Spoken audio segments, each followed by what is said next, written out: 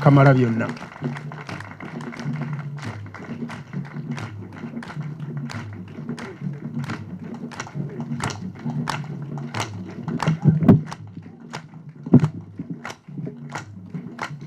Kansabe Bannnabusiro mutu ulage obanga musanyusa okulaba ku kabaka.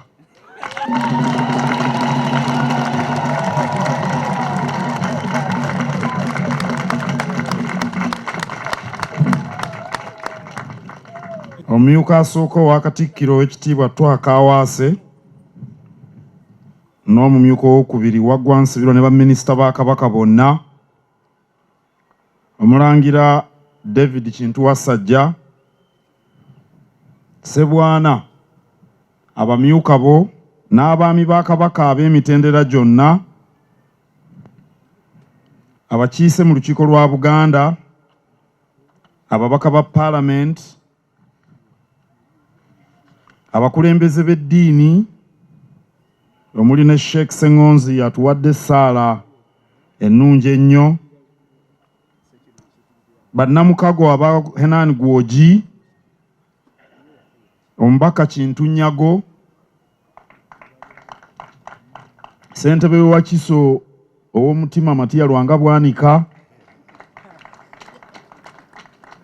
ssentebe wa Buganda Land Board n'abamemba ba board n'abakozi, abakulu b'ebitongole bya Kabaka bonna, bassebo ne bannyabo.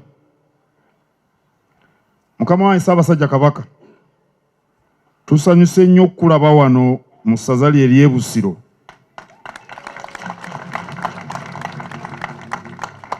Mwewasiima tuzimbe amayumba gano agatandise okujuna abantu bo. Neebaza Bannnabusiro okwaniriza empalabwa lwaleero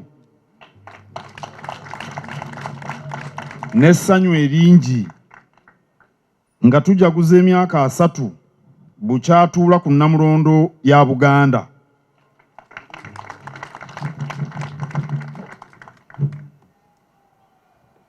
Omulembe omutebi gwa byankulaakulana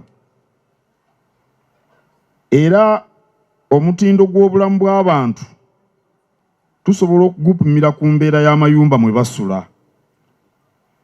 Kyakwenyumiririza kinene Ssaabasajja Kabaka bw'asiimye okulabikako eri Obuganda ng'atongoza enteekateeka y'amayumba gano ag'essente ensaamusaamu, ate mu budde bwe bumu nga tujaguza emyaka 3 ng'ali ku Nnamulondo. Kale Omutanda bw'atuggulirawo amayumba gano g'atuzimbidde, abeera atugamba kusitula mutindo gw'amayumba mwe tusula.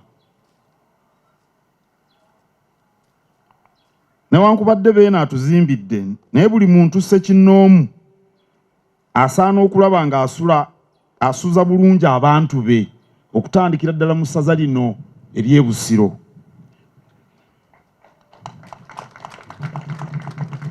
Kabaka akugambye gwe yazimba edda oyonje w'obeera. Olujja lugobeemu enfuufu ng'osimba omuddo. Bw'oba osobola sibamu obujjo, simba ebimuli, simba emiti, awo w'osula. Awaka yonjaawo. Ebyo omulembe omutebi gwe bitwagaza, naddala ku myaka gino 3 egy'ebyafaayo. Mukama wange nabadde nsisinkanye abalima emmwanyi ne mbagamba nti Kabaka ayagala musitule omutindo gw'amaka mwe musula. Ssaabasajja Kabaka tiyabaddewo, nkizzeemu ne mbagamba nti ekyo kiragiro kye, wuuno ali ku Nnamulondo. Omulembe omutebi gutwagaza okusula obulungi naddala ku myaka gino 3. Era ssentebe wa Buganda Land Board akoze bulungi bw'ayogedde ku nguudo ezijja eno, n'ayogera ku mazzi, era ab'ekitongole eky'enguudo batuyambe. Gw'ata nguudo kolasi banaamukolera baani? Gw'obanga eno mu mayumba gano amalungi bwegati teri koolaasi olwo banaaba alaga luddawa. Beene essaza lino ery'Essingo, essaza lino erya Busiro, mbadde njagala kulaba oba Bannnabusiro beebase. Essaza lino ery'e Busiro lirimu emikisa mingi nnyo ddala kubanga lifumbekeddemu abantu bayitirivu ate n'ebibuga biri buli wantu. Awo nno nkoola Bannabusiro musitukiremu, musse mu nkola nnyinimu byatugamba, mukole ebinaaleeta enkulaakulana. Busiro bw'anaazuukuka nadda ku ntikko, Buganda yonna naye ejja kugenda ku ntikko. Maliriza nga neebaza Minisita ow'ettaka olw'okulungamya abali ku mulimu guno. Minisita Mariam Mayanja, weebale nnyo, weebalire ddala. Neebaza ssentebe wa boodi Oweekitiibwa Martin Seremba Kasekende ow'omutima, wamu n'abatuula ku boodi olw'okussa mu nkola Cuucu bye yalagira. Neebaza ssentebe ne boodi ya Bikal olw'okulondola ensonga y'abamusigansimbi be tulinawo. Neebaza n'aba Henwan Goji olw'okuba bamusigansimbi abatuukiriza bye beeyama. Abafere bangi beefuula bamusigansimbi. Neebaza Ssebwana n'olukiiko lwo olw'okuwagira enteekateeka eno. Neebaza n'abantu b'omu kitundu abaalaba obukulu bw'okuleeta enkulaakulana eno mu kitundu ne bagiwagira. Ate neebaza n'abaguza amayumba era nkoowola n'abalala bajje beefunira enju eziteekeddwa obulungi. Kabaka atudde wano ku Namulondo oyagala kusula luddawa?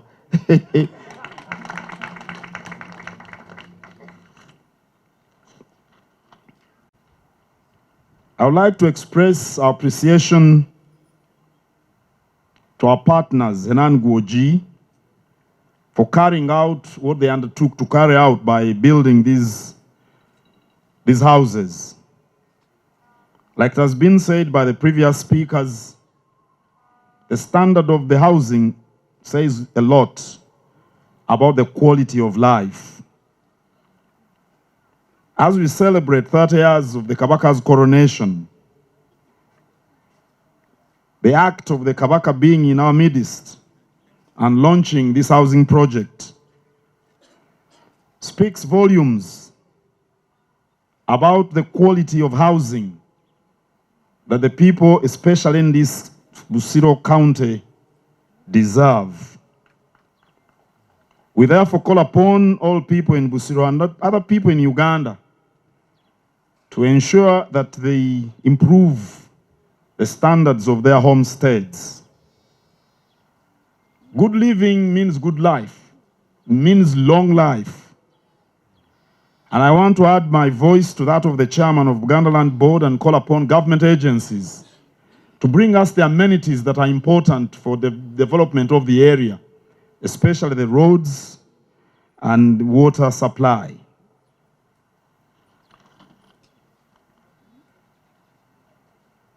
Ebyo tebimala mu Luzungu. Njagala kuddamu okwebaza ennyo nnyo Bannabusiro olw'enteekateeka y'okwaniriza Ssaabasajja Kabaka gye mukoze olwaleero.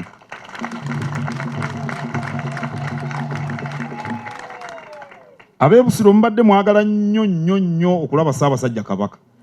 Ne lwe najja wano, mukama wange bwe najja wano baali batongoza olunaku lw'essaza nga bakoze enteekateeka nnamutaayike y'essaza. Buli mwogezi nga ngamba kimu nti baagala kulaba Ssaabasajja Kabaka. Ka Ssaabasajja Kabaka wuuno ali ku Namulondo. Mwebala okumwaniriza n'essanyu eringi eryenkanidde awo. Tutegeeredde ddala nti ddala wamma mwali mwagala okumulabako.